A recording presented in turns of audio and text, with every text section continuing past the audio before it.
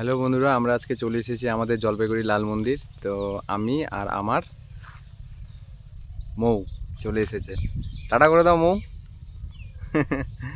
তো তোমাদেরকে সবাইকে ঘুরে ঘুরে দেখাবো, যতটা পারবো দেখাবো, ঠিক আছে?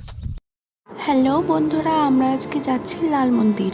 লাল মন্দির হলো আমাদের জলপাইগুড়িতে অবস্থিত একটি সুপ্রতিষ্ঠিত পুরনো মন্দির। এই মন্দিরটি কিন্তু একটি সুন্দর প্রাকৃতিক পরিবেশের মাঝে অবস্থিত। অনেকের কাছে শুনেছি এই মন্দিরটি কিন্তু খুবই জাগ্রত একটি মন্দির, তাই অনেক দূর দূরান্ত থেকে এখানে ভক্তরা ছুটে আসে মায়ের দর্শন করার জন্য। আমরা কিন্তু সকাল সকাল বেরিয়ে পড়েছিলাম এই মন্দিরে মায়ের দর্শন করার জন্য।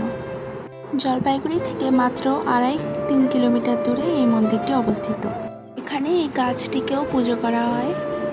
এত সুন্দর একটি পরিবেশের মাঝে এত সুন্দর একটি মন্দির আমরা দেখে সত্যিই মুগ্ধ হয়ে গেছিলাম। এত সুন্দর পরিবেশ আমাদের জলপাইগুড়ির মাঝে লুকিয়ে রয়েছে, সত্যি একটি মনমুগ্ধকর পরিবেশ।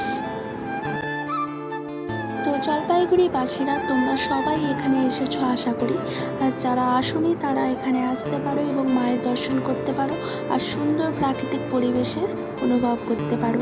আশা করি সবার ভালো লাগবে।